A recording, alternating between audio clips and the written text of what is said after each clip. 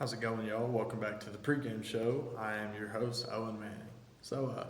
We're just going to start off this episode by addressing the elephant in the room. The Kentucky Wildcats fell to the Arkansas Razorbacks at home on Tuesday night at a final score of 88-73. Arkansas does move to a 17-7 record on the season, 6-5 in the SEC, and Kentucky moves to 16-8. 7-4 in the SEC. Now, some folks are going to attribute that loss to poor officiating, and I'm not going to blame it all on that, but there were some questionable calls, some questionable non-calls. I think Cal didn't do much to get that tee. The refs, before half, they tried to throw a couple of Kentucky fans out. I don't know if they were successful with that or not, but they tried to, so I think the refs were, I don't know. I really just don't have much to speak on about that. Anyway, but how I think we mostly lost that game is in the second half, we go into the second half down one thanks to a Damian Collins jumper at the buzzer to put us down one from down three at the end of the first.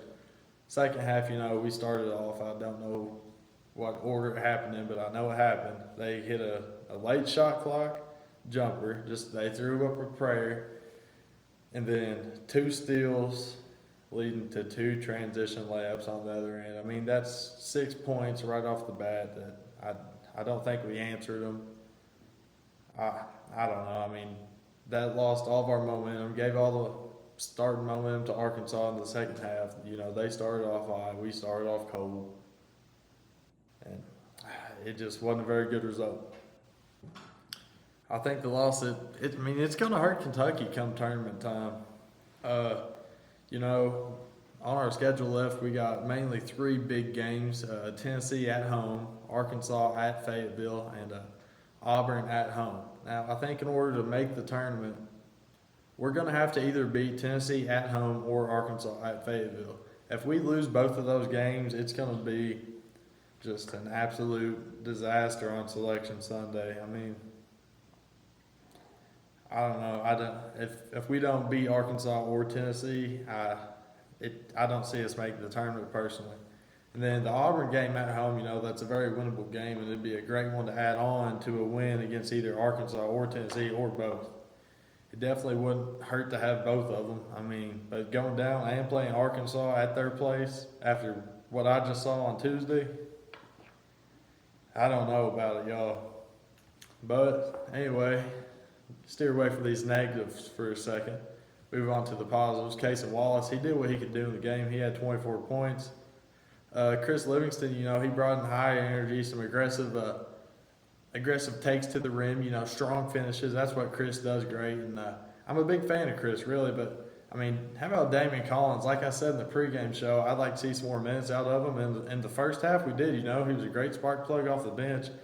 He went up and, he just absolutely tried to end another guy's career against Arkansas. I think they ended up calling a charge or whatever, but the acrobatics that he does, it just gets the crowd all riled up and everything. Like, whenever we were flying up and down the court, and it was a close game, the fans were into it. It might have been the loudest that I've heard Rupp all year.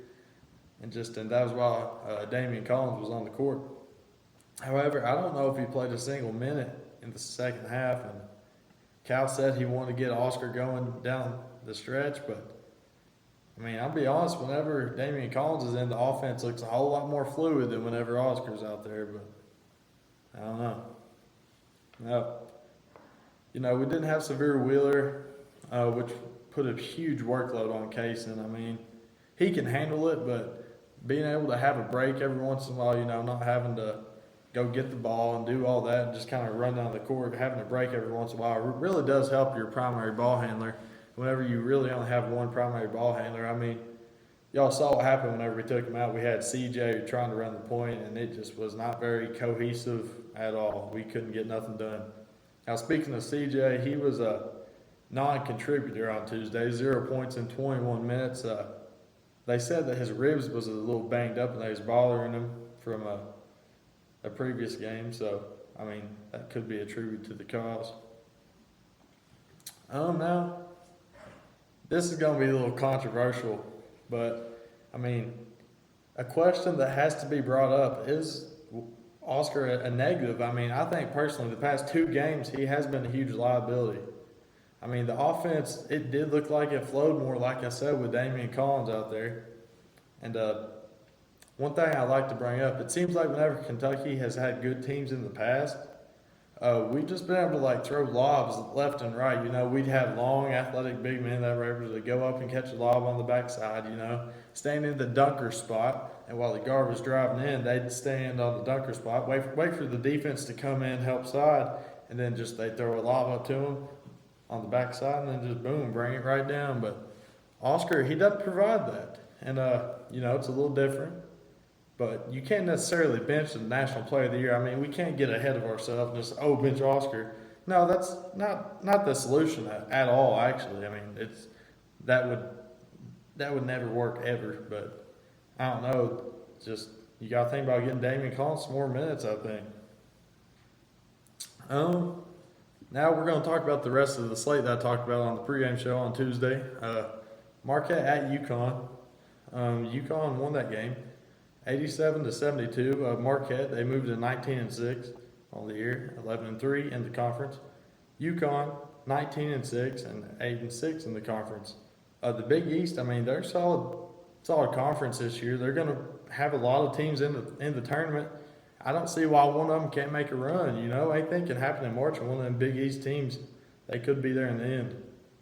Next up, we covered Rutgers at Indiana. Indiana did win that ball game, 66-60.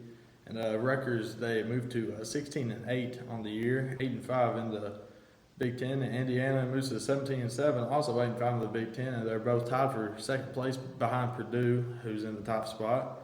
And I think whenever you look at the Big Ten and the way that their teams are faring this year, the Big Ten looks pretty top heavy. I mean, compared to the Big 12 and really even the SEC to go another step. I mean, the Big 12, they're absolutely loaded. Everybody knows that, but I mean, I think the Big Ten, they might have 4, maybe 5 teams that are solid. You know, they might have 6 make the tournament, say.